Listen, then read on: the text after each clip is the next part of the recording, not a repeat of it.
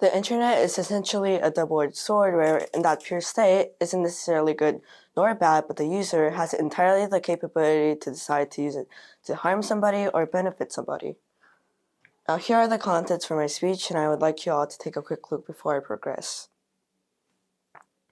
Now, the internet has only been around for 30 to 40 minutes. However, in that short period of time, it's managed to take all that we knew about human society and then turn it on its head.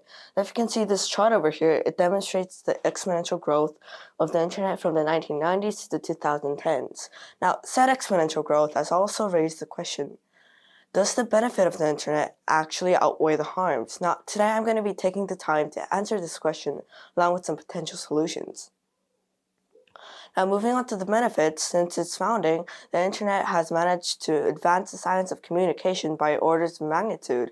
For example, if you wanted to message somebody on the other side of the planet, back then, say South Korea to the US, you need to write out a piece of mail and then mail it and get a response back.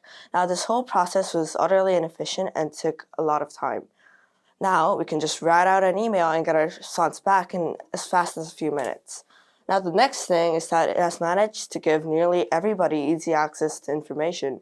Now, back then, we used to go to a library, rent out some books, and actually read them. Now, books being books, some were restricted and information was hard to get your hands on. Now, you can just type your question in a search engine and get your response in milliseconds. Now, moving on to the harms, said increase in information has lowered the quality of the information as well. Now, it's getting harder and harder to differentiate the truth from the lies. This is a problem because as more people use the internet, the false information only spreads and spreads. Now, the next one is research shows a moderate to strong correlation between bad mental health and heavy use of the internet. This can be split down into two reasons, one being cyberbullying and one being heavy SNS use. As for the cyberbullying, back then we could only verbally assault somebody, but now we can attack them in the comment section of a post or actually DM them. Also, as for heavy SNS use, I believe that you can all imagine how SNS obsession can lower your mental health. Now, moving on to the potential solutions, I believe that the best solution for the cyberbullying is to initiate a new law mandating social media sites to implement AI to scan the comment section or DMs.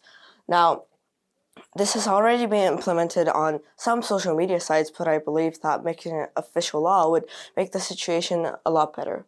Now, the second potential solution is to limit the amount of people who can upload information. Search engines should certify individuals or give verified professionals on a field the ability to write information.